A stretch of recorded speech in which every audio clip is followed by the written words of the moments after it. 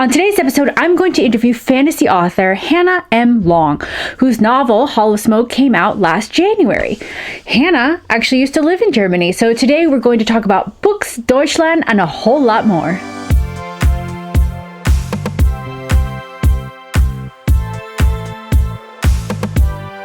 Hello, Lieblings. I'm Madi, science fiction and fantasy author who's been living in southern Germany since 2014. Today, I get to show you my interview with debut fantasy author H.M.Long, who also writes under the name H.M.Long. She and I connected over Instagram last year over Germany, and I knew she would be a perfect fit for this channel. We had such a fun time, and I can't wait to show you. But before we get started, hit the subscribe button and ring the bell if you haven't already. Here on Adventures of Lamadi, we talk about writing, living abroad, and everything in between. So let's get to that interview. So, Hannah, thank you for joining us today. Thank you for having me. Of course, I'm so excited. It's not every day you meet another writer who has lived in Germany. It's like, oh, it's a bit random. Another North American. This is awesome. Experience. Yeah, the German experience, the wonderful German experience. All right, well, let's start with the first question. Let's start with this whole the German side. What brought you to Germany? My husband. So we were actually dating at the time. We were doing long distance. So I started visiting Germany for couple weeks at a time, a month at a time, and eventually we were like, okay, we can't keep doing long distance, and I moved over. So I just kind of crashed in. I didn't know the language. We had this really crappy one-room apartment, and it was an experience. And then later on, we got married. And then at that point, I was like, okay, I'm staying for a couple years. So I ended up staying for a total of 3 years before we moved back to Canada. So that's great. 3 years is a good year. It's good. You were there for a good amount of time. It's not like 6 months. Yeah, it was a chunk. Yeah, exactly. To get a feel for things. Exactly. That's good. And what is your favorite place to visit in Germany? The Alps. Yeah. That's my happy place. Yes. Yeah. Oh my word. So for 2.5 of the 3 years, we lived in northwestern Germany. Like very flat mining country. It's super urbanized. And for 6 months, we got transferred down to Bavaria for my husband's work. And I could see the Alps out my window, and it was just like, it was nice. I liked it. Awesome. Yeah, we'd go hiking just on the weekends, you know? That's glorious. Yeah, I'm in southern Germany, but I still have to drive 3 hours to get to the Alps, so not quite that close. Yeah. But we lived in Überlingen for the first 4 years. I lived in Germany, and from there, from Constance, you could see the Alps. So there was a time when I would take my dog out for a walk. So I know the feeling. It's so magical. Yeah, it's so epic just having the mountains always on the horizon. Like, life can't be boring when I can see mountains. Yeah, exactly. Yeah. Oh, couldn't have said it better. All right, so what about food? What's your favorite German food?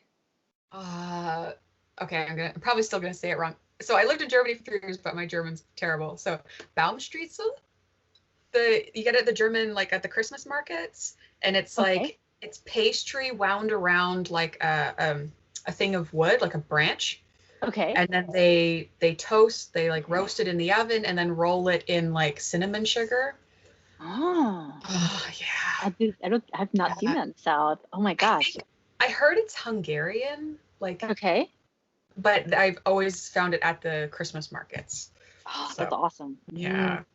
All right. Well, then, since it's Christmas market, what's your favorite Christmas market? Okay. Well, the Christmas market,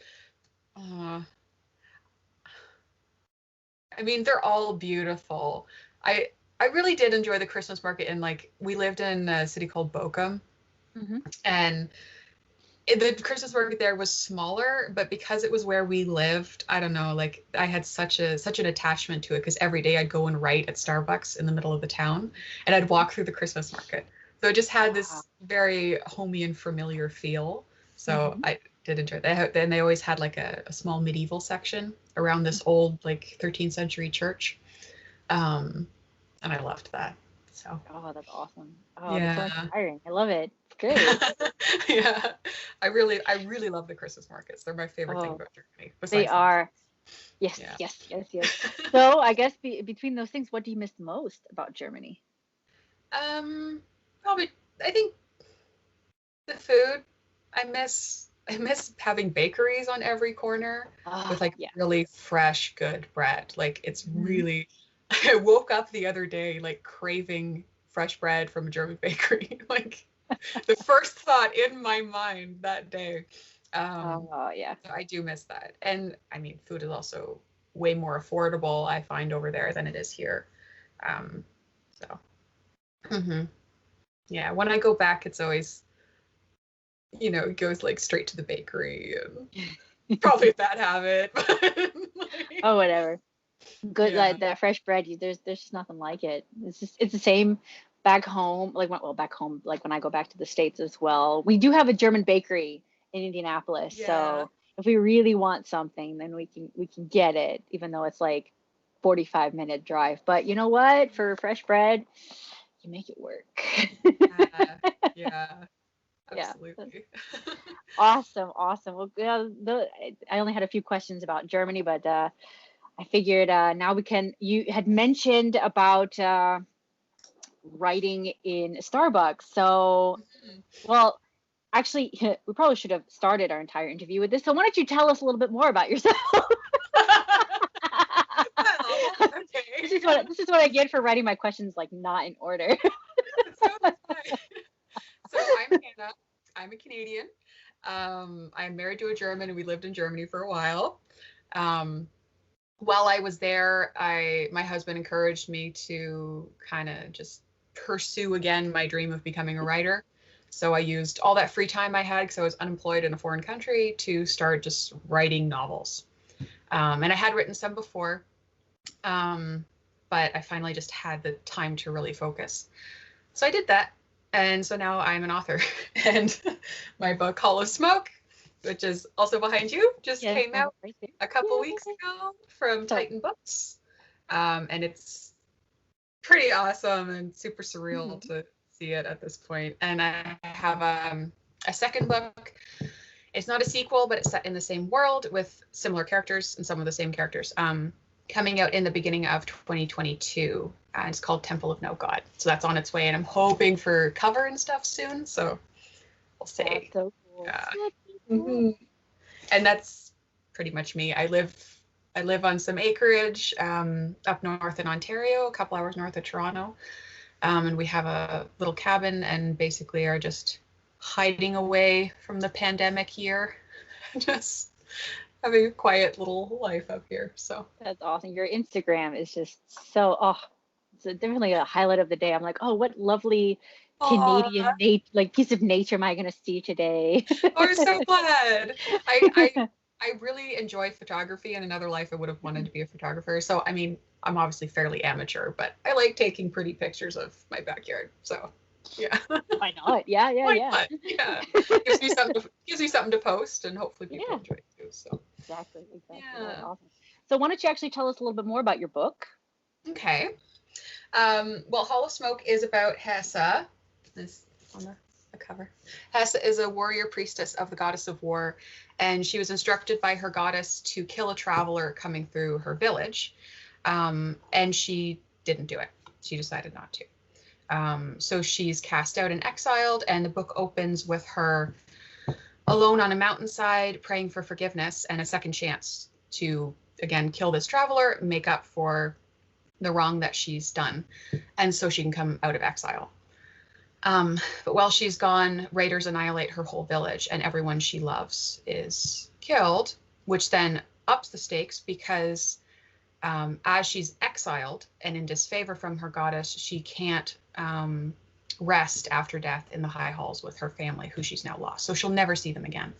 So she goes on this quest. It's very much a journey book. It's a story of one woman Hmm. passing from one space to another and one life to another, really, um, as she tries to get redemption. And there's also some revenge tucked in there as well. And the gods in the book are very, very human in a way.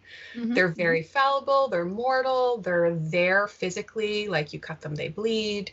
They are very much part of the book, and that's long story short. That's cool. That is So, awesome. yeah. Love it, love it. Mhm. I am actually reading at the moment. I just got to chapter 10. I started reading it last night. Oh, So. nice. Yeah. Um, Yeah. Where are we now? Where? Uh-huh. Uh-huh. Yes. Awesome. So, where did you get inspiration for the story? All the Smoke was in itself kind of a mashup of a lot of things. Like basically just a list of random things on my phone, like a note file that I just started pulling stuff together. But when I actually started writing, it became something completely different. I think that's pretty normal for a lot of people. Yeah. But I really had very little concept of what I wanted the book to be or the world to be when I started, and I just kind of discovery wrote it. So the initial inspiration is really hard to pin down. I think there was a lot of little things, but I mean, living near the Alps was definitely an inspiration. The theme of mountains on the horizon is it's very, prominent in Hall of Smoke. The journey, the being alone in a foreign land kind of thing. Like, yeah, there's definitely some real life inspirations tucked in there. Yeah. Oh, that's cool. Yeah. Awesome. I love it. Yeah. Well, first off, since there's some indie authors that are on here and traditional, what made you decide to go traditional? I very much wanted to work with a team. So I didn't want to go it alone. I knew like my personal strengths, I didn't really think fell into the kind of indie author category. Not very great with marketing, not so much of a social person. I'm very introverted, and I thought I would probably struggle with a lot of marketing aspects and, going to bookstores and trying to get my book on the shelves and things like that. So I wanted to work with an agent specifically who would be able to not only help me get my book into like specific publishers, but that they would guide my career. So I wanted a Yoda. Like I wanted someone who would go like, okay, yeah, you want to do this, then you have to do this, and like help me figure it out. And absolutely. Yeah. Oh yeah. Like in indie authors, it's it's a solitary path to take, and it's so many hats to wear as well. And I do want to be a hybrid author down the line. I do want to also go into traditional publishing, just because yes, there's some great aspects of going at it, alone, but at the same time, yes, having a team and having people that know so much more than you to be able to, just to help you, and whatever your education, like what you've taught yourself for self-publishing may still be lacking in some areas, you can, like help further fill that out with traditional publishing. So I think it's awesome. That's so cool. So why don't you then, can you tell us a little bit about the querying journey? Yeah, sure. Like so initially, like I started writing when I was a kid, and I actually tried querying when I was like 15. So back with like, self-addressed stamped envelopes and like arranging to get American stamps so that I could, anyway, it was a hassle. But I submitted probably maybe 12 queries or something back then. And I did like get one request. I remember like it blew my mind. I was so excited. And of course it was a rejection. And then I fell into a pit of despair and didn't write again for a long time. And then, so I started, when I moved to Germany, I started taking it seriously. I was like, okay, I'm going to try to make this a career. I started writing every day, all day. And then I finished a couple books in that time and started querying them like kind of one by one, just sending them out. And so over about 18 months, I queried, and then I signed with my agent. So it was about, I think it was 3 books I queried during that time, not counting the one when I was a teenager, because I don't really count that. So about 18 months. Signed with my agent. Hall of Smoke itself was only on submission for like 3 months, I think. Then I signed, and then it was only on submission to publishers. I think it was something like 6 weeks. It was very short, and it sold. Yeah, it was also like It's not always like that, right? No, right. No, Like, that's yeah. wow, that must feel like really good. Like, Yeah. It was good because I mean 18 months querying isn't that long compared to a lot of people, and I am grateful that it didn't take any longer than that. But it's a very discouraging place to be. Mhm. Querying and submitting and getting rejections every week, more and Oh. more rejections, and Mhm. it's difficult. So yeah. Oh yeah, because a lot of times, I mean, you think of even people like J.K. Rowling. I don't even remember how many publishing houses she had submitted to. It's like Mm, 30 something, and all it took was one of them to say yes. And yeah. that's what it is when you're going through that. You're like, just one of you, please, just take a chance Oh, on just one. yeah, just someone take a chance. Like, yeah. Yeah. Mhm. Oh, that's And great. yeah. What were we gonna say? Sorry. Oh, I was just gonna say, like, it's such a matter of timing and whim, basically, like getting picked up, getting an agent, getting a publisher. It has to be the exact right time. Like when I submitted Hollow Smoke to my agent, they had just come back from a like Viking festival that Hmm. weekend. So Hmm. it was the perfect thing to land in their inbox on that specific day, Right. and Right. maybe if it hadn't been that timing, it wouldn't have worked out. So yeah. Absolutely. Absolutely. That is so great. Yeah. Is there a particular author or book that has influenced you in any way or Um, growing up? yeah, Sabriel by Garth Nix. Ah, I yes. I just, love oh, that. Yes. I listened to the audiobook probably like half a dozen times in my teens. Mhm. I was very much an audiobook listener. I still am. And that whole like Tim Curry does the narration and Tim Curry's Mogget has like Wait, stayed really? with me forever. Really? Tim Curry does the Tim audiobook? Curry doing Mogget. Like, Oh, I think I'm gonna have to buy the audiobook now. so worth it. He does the whole original trilogy. Yeah. Yeah. Oh, that is so cool. It's so great.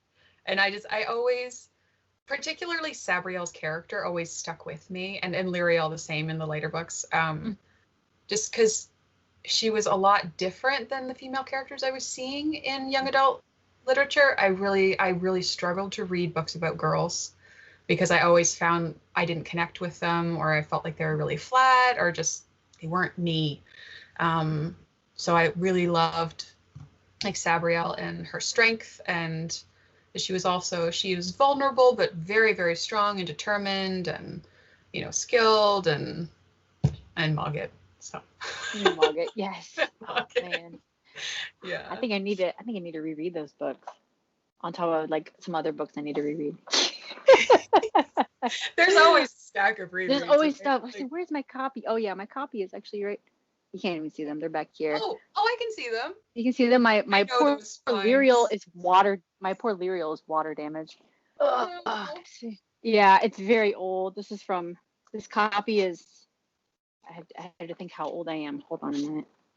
Um, I think I read this back in 16 something. Sorry, I'm kidding. It had to be early. It was early 2000. So Yeah. that's how old this is.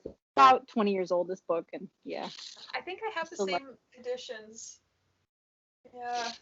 Oh my. Probably, yeah, because I think the newer ones only came out. I'm wearing my track pants, so I don't want to get up to go get Oh, totally.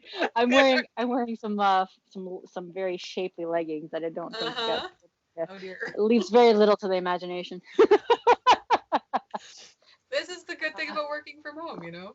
Oh, absolutely, Mhm. absolutely. All right, and I think yeah, all right. So let's go with this last question. Are you a Mhm. pantser or a plotter? This is changing like in the last month because the way I love to write is to just sit down with one scene, no concept of world, no concept of character or plot, and just start writing and see what happens. Mhm. And and usually that means that I'm going to rewrite the book like two or three times to get something, legible, but it's what brings me the most joy. So that's the way I love to write. But obviously I can't do that on contract. I have to have like outlines, and I have to, you know, submit them and get them approved and things like that. So I have become a plantser out of necessity. And I also got Scrivener, which just kind of just naturally helped me structure, which is great. So I'm changing in that respect. I'm a pantser at heart, but I'm learning the plotter ways. Cool, cool. Yeah. I love Scrivener. I love Scrivener. I also use it as well. Yeah. Yeah. It's awesome. Yeah. It's the cards that get me, the like chapter cards. Yep. Yeah. Just to give you an idea what you want to do. And yeah. I'm the same way. Like with the God Queen, I also pantsed it and woo, yeah. And then of course working with my editor, I had to like beat it into some sort of story structure. Yeah. Oh, that was rough. That was really rough. And so yeah, and then for my next book, The Last Imperator, it's like, all right, I can't afford to spend like years just putzing around until something comes out. I'm gonna have to. But I'm the same way. What I do like to do is kind of have like some idea of what's going to happen, but at the same time, at least like what maybe certain plot points I need to hit, but then still let my characters do what they want and hope they get there. Yeah. Sometimes they still don't want to behave, and I don't know what to do at that point, but you know. Yeah, no, I mean, it's one of those, like, if I want to be able to write more books in a somewhat faster time, I had to kind of try something different. Yeah. But yeah, I do like the whole like you said, discovery or gardening, or you know how there's all the different vocabularies out there, and just I don't know, because I feel like I mean, I don't know about you. I mean, for me, the characters just feel more natural because I'm not trying to like beat them into a certain direction. Yeah. Absolutely. Yeah. Hull Smoke sequel, standalone sequel. It was the first book I'd ever written on an outline, and one of my biggest struggles the first time I wrote it, because I wrote it twice. That was exactly what it felt like. It was like I was beating the characters along a plot that they weren't naturally following.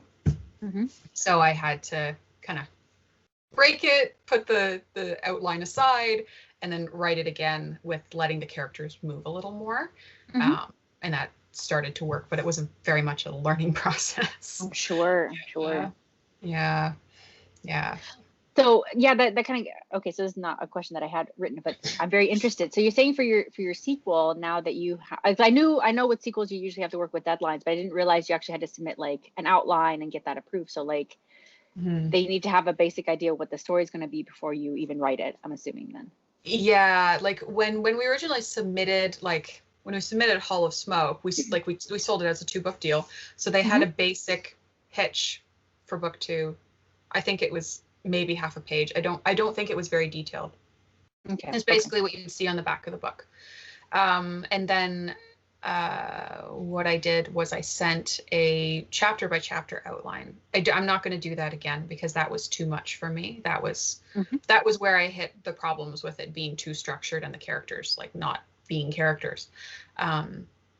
So the next time I'm hoping to submit just one with like almost more of a beat sheet is the one that I'm going for now. Yeah, I got myself Save the Cat, and I was like, oh, this is nice. I like this. So yes, I love Save the Cat. Yes. Yeah, it really is a lot. So now my pitches are more of a beat sheet thing. So it's got midpoint and inciting incident and all those things just all laid out like that, and then I can give that to the publisher. So I mean, it really depends on the editor, depends on the publisher, it depends on how well they know you and how well they know your work and everything. But yeah, so I initially did the chapter by chapter, but next time I'll do it differently. So. Oh yeah, there's the whole thing with writing. I think that people don't realize is, especially in the beginning, you think you have to have everything perfect and you have to know your process from the get-go, but you don't realize that it is a journey, and with each book, with each project, you learn something more. You'll still approach it differently. You almost have to like start from scratch every time because you don't know how this project going to work. Like maybe next time I can pants an entire book, or maybe next time I have to have even more structure. I don't know until I start writing it, but it's learning. You're always learning. And every book is so different. Like I wrote while Hollow Smoke was on submission, I wrote another book. I completely pantsed it, and it worked out beautifully. Like, I loved it. My agent loved it. So that was my next project after that. But then, yeah, I got to the sequel for Hollow Smoke, Temple of No God, and it just didn't work on an outline, and I had to find it again, a new method. Every single book is a new method, and yeah. And of course, you're learning and growing at the same time too. So your skills are improving, and then you can apply them differently. And yeah. Yeah, that's awesome. That's so It's cool. a process. Yeah. Yeah, it is. It is. It's a fun process though. We do this because we love it. Mm-hmm. And I feel like if we're not doing it, then it's like you get like that weird itch because you have to do it. It's like a I'm need. miserable if I don't write. Like, I Right? just get so mopey and Yep. unfulfilled as a person. So Absolutely. yeah. Mm-hmm. Awesome. Yeah. Well, I guess that's all the questions I have for now. But Okay. hopefully we'll be able to have you back on here again. Yeah, I'd love to. Yeah, I mean, we can also, like talk German stuff. Maybe we'll have to do something Sure. next time you're on this side of the pond. Mm-hmm.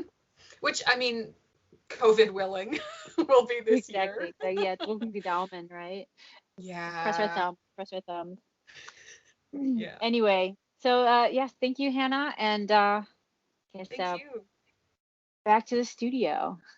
Thank you so much. I hope you really enjoyed the interview, and thanks for joining me. If you're new here, please consider subscribing and give this video a thumbs up. It lets me and Hannah and YouTube know you like content like this and you want to see more. Please leave me a comment if you have any questions, or there's a certain topic you'd like to see on this channel, or if you would definitely like to see more of Hannah on this channel, let me know. If you want fun escapism, Hannah's book, Hollow Smoke, is available everywhere books are sold. I have all the links in the description below. And don't forget to sign up for my newsletter where you get the first 6 chapters of my debut space opera, The God Queen, for free, as well as the free short story, The Knight and the Goddess.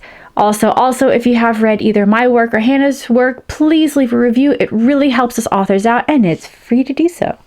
And don't forget to connect with either me or Hannah on social media, whether it is through Instagram, Twitter, or Facebook. And that's it.